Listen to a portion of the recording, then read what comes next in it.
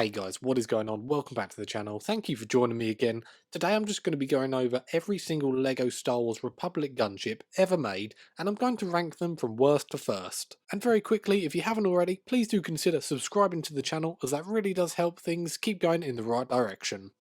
Okay, so in at last place we have set 75076, the Republic Gunship Microfighter, which was released in 2015, retailed for $10 in the US, only came with 105 pieces and only one minifigure, that being a clone pilot. The clone pilot was actually a phase 1 clone pilot, and you can put him in the space where there is a little cockpit for him. The microfighter also featured flick-fire missiles, but otherwise it's nothing really that special. It's simply a microfighter, very basic, and it wasn't really that well sought after. Microfighters are hardly known for having much detail, and thus this is easily the worst Republic gunship we've ever had.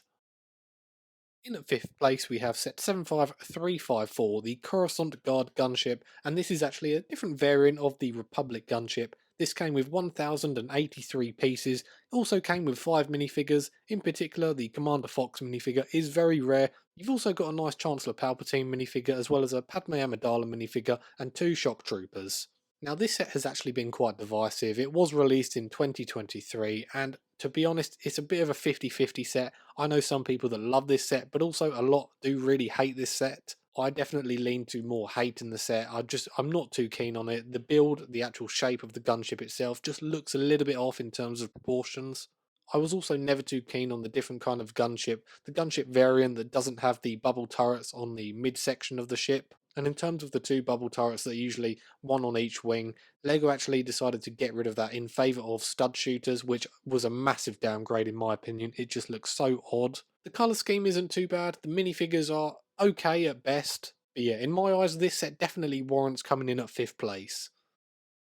Next up we have the 2021 UCS Republic gunship, that is set 75309. It comes with 3,292 pieces as well as 2 minifigures, those being Mace Windu and 1 clone commander. The 2 minifigures included in this set are rather lackluster. I do think they should have picked much better minifigures to go alongside this really good looking set. I think overall there's not too much to complain with this LEGO set, although it does retail for $400, which is rather expensive, but it's a very big set. They get all the colouring right with the dark red and the green and the white. It all looks really good. The bubble turrets are very detailed, but to me I just find this UCS set rather lackluster compared to some of the other UCS sets that we've had over the last few years. And in terms of value for money, I do think that a lot of the other playscale Republic gunships actually offer a lot more going forward than this set does. So although it is a rather good looking set, I just find it a little bit middle of the road in my opinion.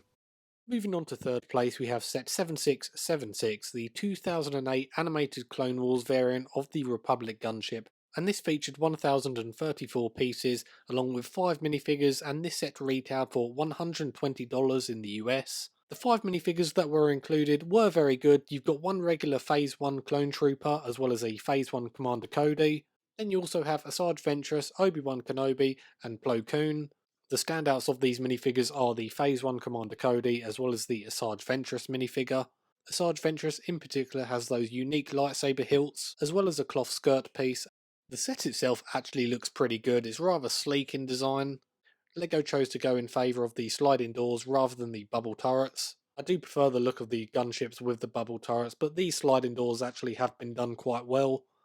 Moving on to 2nd place, we have the 2002 Republic gunship, the very first one that was ever made, and this is set 7163. And the piece count for this is actually really low, coming in at 686 pieces. The minifigure count though is actually quite high for a Republic gunship set, coming in with 8 minifigures.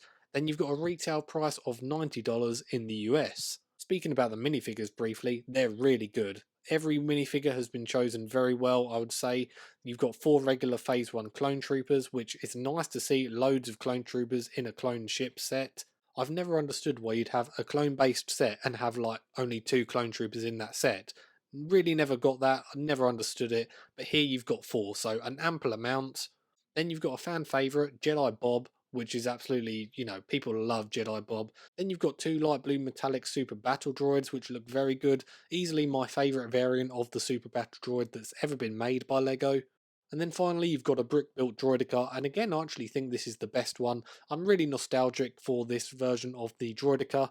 Lego went in favour of the bubble turrets, which is easily my favourite variant of the Republic gunship. There's something about it that just looks so cool, and when you've got the clone troopers manning those bubble turrets, I think it looks awesome. It's probably not as sleek in design as some of the other gunships on this set, but seeing as it was released in 2002 and some of the building techniques weren't exactly up to scratch compared to nowadays, I think it's alright to give that set a little bit of a pass. And moving on to first place, and this is first place by a rather long shot in my opinion, you have the 2013 set 75021 Republic Gunship, which came with 1175 pieces. It also came with 7 minifigures, those being Anakin Skywalker, Padme Amidala, Obi-Wan Kenobi, Phase 1 clone pilot, a Phase 1 clone captain, and 2 super battle droids. Personally, I would have swapped out the 2 super battle droids for 2 regular Phase 1 clone troopers. I think that would have been much better than just having 2 super battle droids in the set. But moving on to the set itself, it looks absolutely fantastic. It's easily the best Republic gunship that LEGO has ever made. And what I actually love about it is this is basically just an updated version of the 2002 original Republic gunship. It looks fairly similar apart from it's got a little bit more of a sleeker design. You got flick-fire missiles on the top of the ship to represent the homing missiles. And then again, you've got the 2 bubble turrets on either side of the ship. You've got 2 bubble turrets on either side of the wing. And the colour scheme they went for, just the regular Republic gunship colour scheme of the dark red and the white and a little bit of green.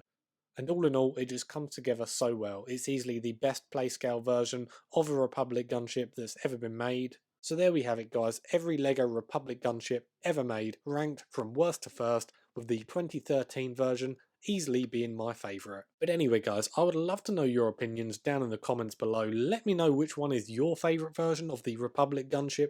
If you've enjoyed this video, please do consider hitting that like and subscribe button. And as always guys, thank you so much for watching and have a great day.